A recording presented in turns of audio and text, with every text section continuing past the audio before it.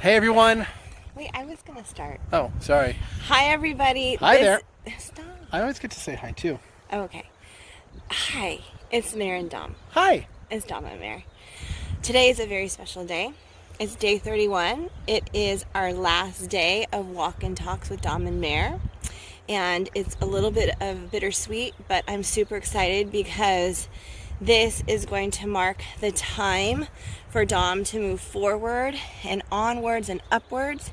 And today we are actually going to talk about the go-go-goers.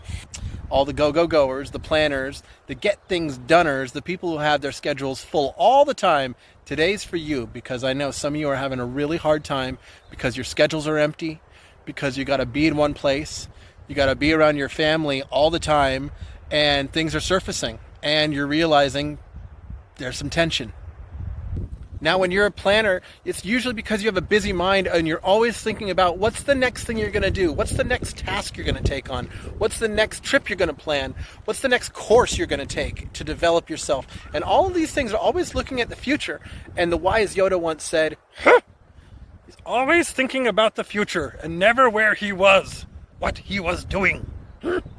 Now, the culprits that live inside those of you and those of us that are planners and go-go-goers, and it's what I call the IRA triad. IRA, what's that stand for, Mayor?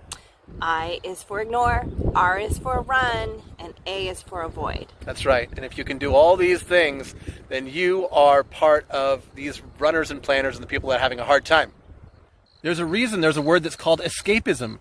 This is what it is. You're trying to escape with what's really going on. And what happens is that you end up looking for the next toy to buy, the next car that you can immerse yourself in, the next project for your house, the next house you can buy. You actually move. People actually move to a different house, a different neighborhood, a different state, hoping that they can hit a reset button, all the problems go away. But the problem is that they're always with you because you're always with you. Wherever you go, there you are. The common phrase that's associated with this is, I don't have time to deal with this right now. Well, guess what? You have a lot of time and you're going to have to deal with it. This is time where you're actually going to have to step up and you're going to have to deal with the relationships that are going on right now. If there's an issue in the relationship, if there's an issue of you choosing the wrong person over and over again, if there's something about you that you've been wanting to change, if you have a bad relationship with your kids, all of these things are coming up right now and you can't get away with them. You got to deal with them right now. What you've been saying before is that I don't have time for it, but what you're really saying is I don't want to deal with it. I'm scared of dealing with it. It's out of my comfort zone. This is really uncomfortable for me to even think about, let alone deal with. And one thing that I've learned through my past experiences, you just gotta plow through all the crap that you have to work through and deal with it. And you'll get through it. I did. You can. Dom did. You can. And I'm guilty of this as much. I've escaped just as much as anyone else. There's a reason that I haven't been doing this. It's kept me from being here talking to you guys. And I absolutely love doing these every day. I love being able to give back from all of the lessons and journeys that I've gone through and the lessons that Mare's gone through, that we love to be able to give back. But I can't tell you why it took me 4 to 5 years and a pandemic for me to actually do this. So there's been tons of avoidance, ignoring, and running from me as well. I hate to be the bearer of bad news, but this is something you have to do the work at. It's not magically going to get done. Like if you call me and ask for a session, I'm not just going to wave my hands in the air and then poof, you're fixed. There's actually work that you can do, but I guarantee you the small amount of work you do has exponential results. Now the action steps moving forward to avoid the IRA is to focus on what I call the ASA. Acknowledge, sit, and allow. Boom. So these are things that you can actually do. Now, the first thing I want to talk about is the sit part. Again, we talked about this earlier, one of our earlier talks, but I want you to challenge yourself to put a timer on for 2 minutes and just sit in one space, in quiet, and just breathe and just think the words in, out, in, out. And every time that your mind wanders and says, this is stupid, just say, thank you. Thank you for that. In, out. I should be doing something else. Thank you for that. In, out. And if you get to 2 minutes, do it again. And the next time you do it and you start getting all the way through without having interruptions from your own mind, then you get to set the timer longer and longer. The point is, we want you to sit with yourself, with exactly who you are, where you are, and just be in that space. That's number one. Number two is acknowledge. Now, this is going to be a little bit of a journaling technique, and it may take a few days to do, but I want you to take about 2 to 3 pieces of paper, and at the top of each side, I want you to write running, avoiding, ignoring on each little area. And I want you to start listing all of the things that you're doing in your life that you're running from, you're ignoring, and you're avoiding. It can be something that has to do, it could be the relationship with your spouse. It could be with that you're not dealing with something with your kids' learning. It could have to be... It could be with grief. Yeah. If you've lost someone and you haven't dealt with it, you could be running from that. Mm-hmm. If there's a way that you behave with people and you realize, I don't really like how I do that, start digging deep. And this may take a few days, and just start jotting things down and just thinking, what am I running from? What am I avoiding? And the last A is allow. And what we do with allow is I want you to take that list of all the things you wrote down about what you're ignoring, you're running, and you're avoiding from. I want you to look at them, and I want you to say this. I recognize this about me. You can even record this to yourself and then go back and read it over. Say, I recognize this about me. I want to do better. I want to feel better. I want to live better. I don't know how, but I am better. I'm willing to do my part, and I'm willing to let this go.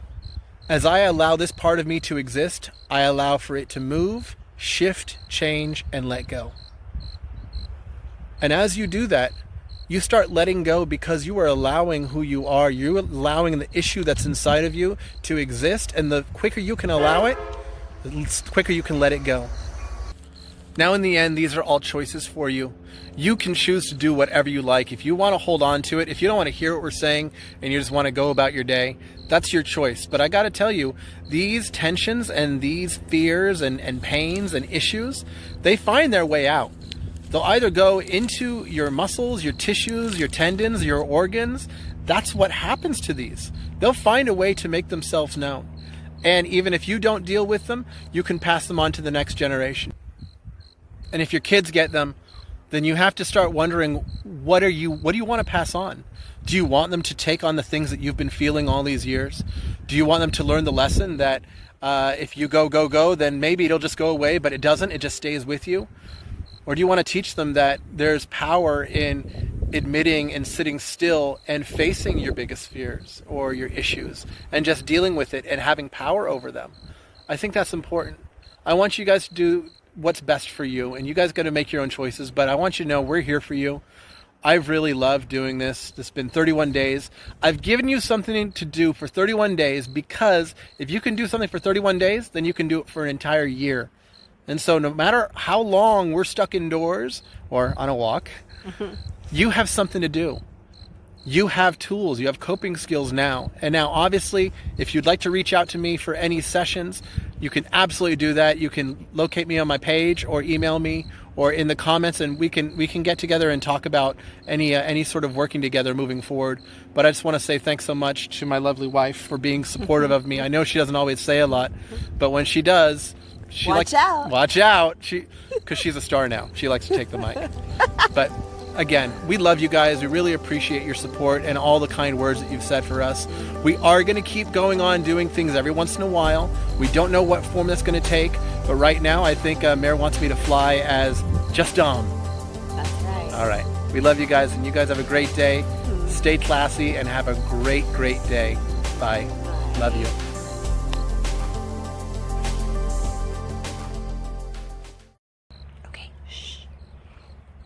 So Dom doesn't know this right now, but he's going to find this on his phone. He's an amazing healer. If you guys need help with anything, please reach out. He's been doing this for 20 years or more. He is strong. He is wise and so inspiring. And from the bottom of my heart, he has changed my life, and I know that he has changed other lives, and I know that he can change yours. So please, please, please Reach out if you need to talk. Reach out if you need a little bit of healing. Reach out if your energy is stuck. Reach out if you feel blocked. Reach out if you just want to see him. Thank you, thank you, thank you. Bye.